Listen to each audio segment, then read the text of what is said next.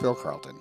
Before I get started, I want to remind you you can find me over on Facebook at Premier Plus Phil, and you can also subscribe here. Hi, this is Phil Carlton.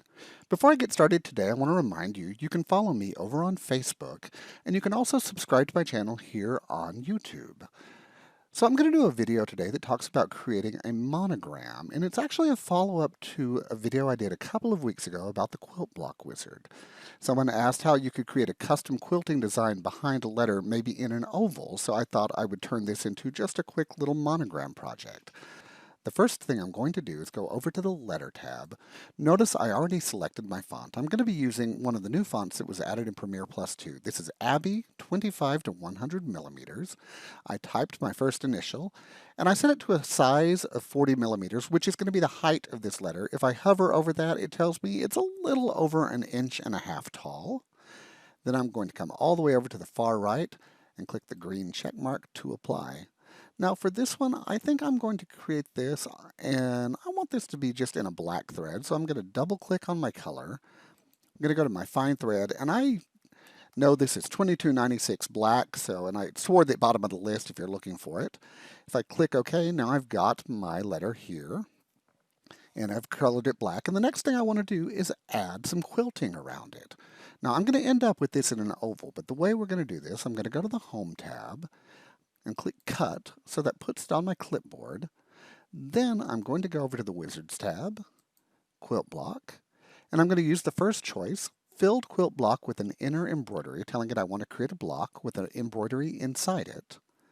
I'll click Next, and I'm going to go ahead and set this. I'm working in a 200 by 200 hoop, so I'll go ahead and just fill my entire hoop with this effect, and we'll cut away a lot of it here in a minute.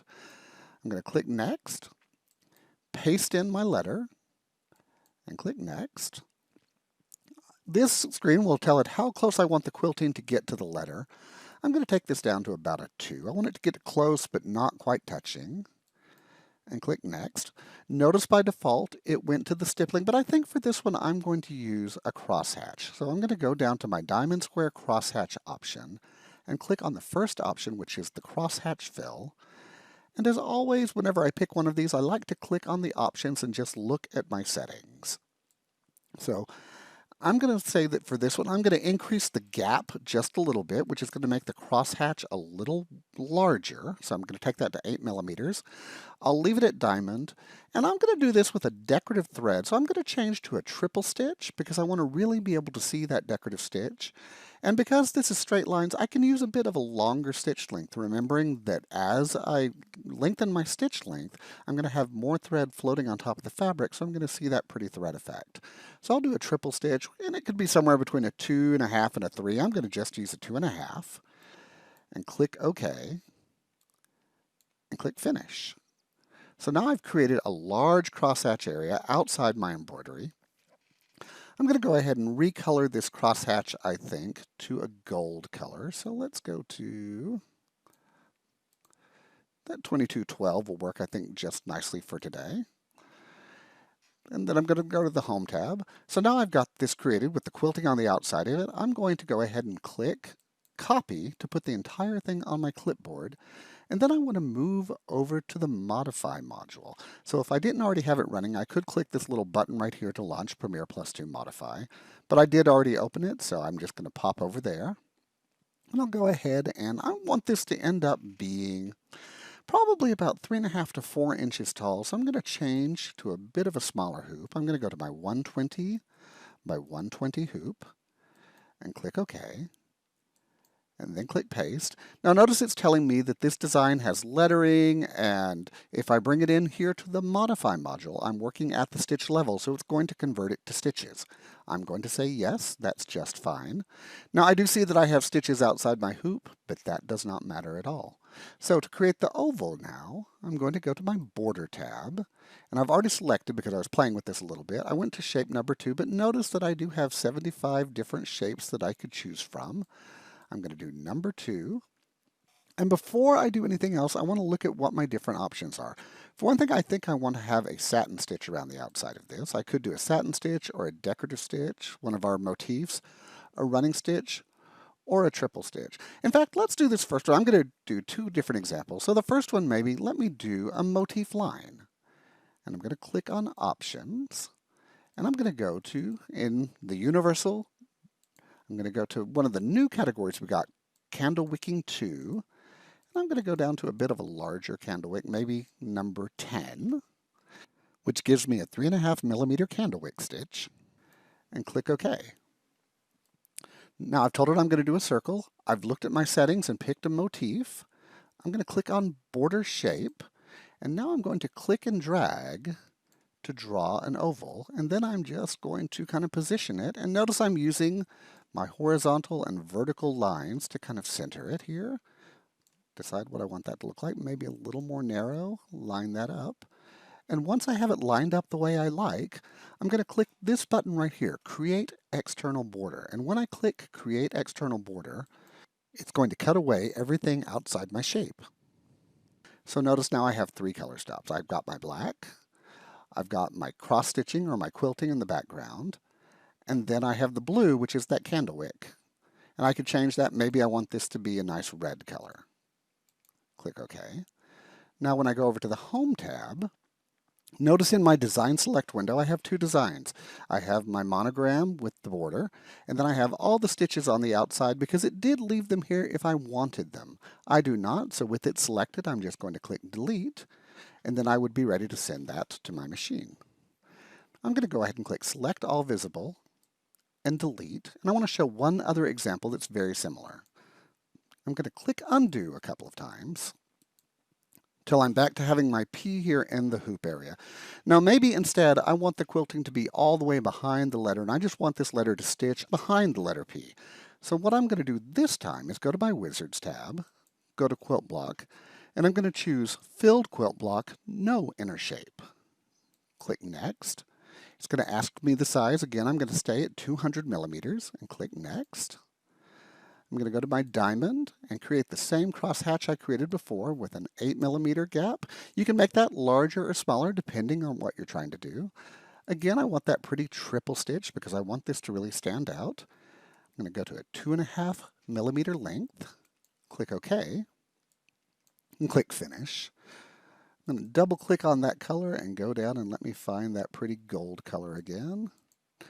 Buttercup, sure. It's a different one, but it'll work just fine. 2258. Actually, let me do 25. No, 2258 Buttercup. That will be just fine. I'm going to go to the Home tab. Now I can tell, and if I drag my zoom slider to the right a little, you can tell that my stitching right now is on top of my letter. So on the Home tab, I would want to go to Layout Order, move to back. Now let's do a Select All, and I'm going to copy that. So now my full quilted background and my letter is here on my clipboard. I'm going to go back over to the Modify module and click Paste. Again, I've got a letter. It's going to convert it to stitches, so I say yes. And let's go back over to the Border tab again. So this time I'm going to do a circle again, but maybe this time I want to make this a satin stitch. So I'm going to change my stitch type to a satin line, click on the options.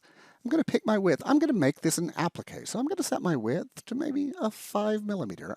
I find somewhere between 4 and 6 millimeters is a good size for the satin stitch. Generally, the larger my design, the larger I want my satin stitch to be. I'm going to stick with a 5 millimeter here and click OK. And since I'm doing this satin stitch, and I think I'm going to make it an applique, I'm going to click on the Add Applique, and I'll go ahead and click Select Fabric just so I can pick a background fabric color. And I'm going to just use a red swatch for this. I'm not going to go pick any specific fabric, but I'm going to tell it that I want to use a red color for my fabric and click OK. I'll go ahead and look at my options here, and you'll notice I have Standard Applique selected. The Standard Applique means that when it stitches this out, it's going to give me a placement stitch, a tack down stitch, and then that finishing stitch. I'll go ahead and click OK. Click on my border shape, click and drag to draw my oval and position it so it's pretty much centered. And I think that I like the look of that. I'm going to make it a little bit taller. I just eyeball this kind of until I get it to the place that I like.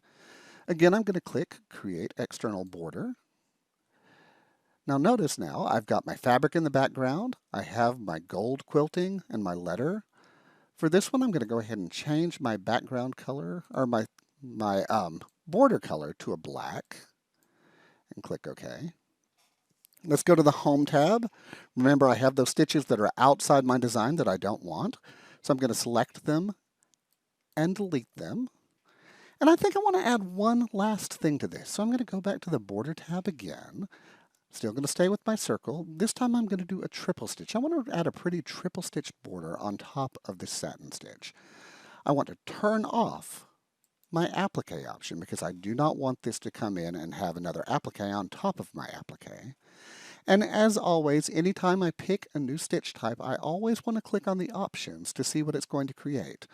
For my stitch length for this triple stitch, again, I like a 2.5 millimeter. Unless I have a really, really tight curve, then I need to make that a little bit smaller.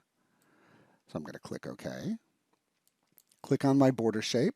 And I'm going to click and drag initially, and it's not going to really be right, but I'm going to drag my zoom slider a bit until I can really see, until this fills just about my entire screen. And then I'm going to just fine-tune. I might have gone a little too high, but I'm going to fine-tune the size of this circle. Oops, I messed it up completely. So I just went ahead and I dragged a little bitty circle, and it was a little bit too small, so I just dragged another circle, and you can certainly just keep playing with it until you get the right size. And I'm going to position this and keep resizing it until it looks like that dotted line is centered nicely on top of my satin border. I'm going to make it a little smaller. And it takes a little bit of a fine hand to tweak this. But once I get it where I want, this time instead of external border, remember external border would cut away everything outside my shape. Internal border would cut away everything inside my shape. Overlay border is just going to add this triple stitch on top of whatever's there. So I'm going to create an overlay border. And let me see what color I did that. I did my yellow as a 2558 buttercup.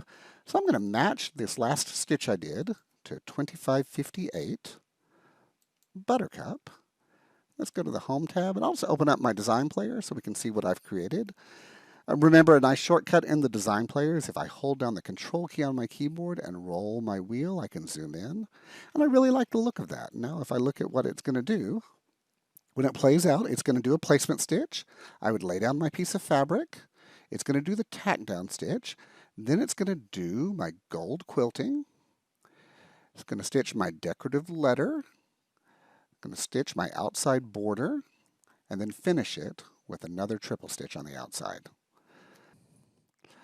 I'd love to see what you create using this technique. Now maybe you'll use a different background in the Quilt Block Wizard, or maybe you'll put a design in rather than a monogram, but share with me what you do. I'd love to see it. Thank you so much for joining me today.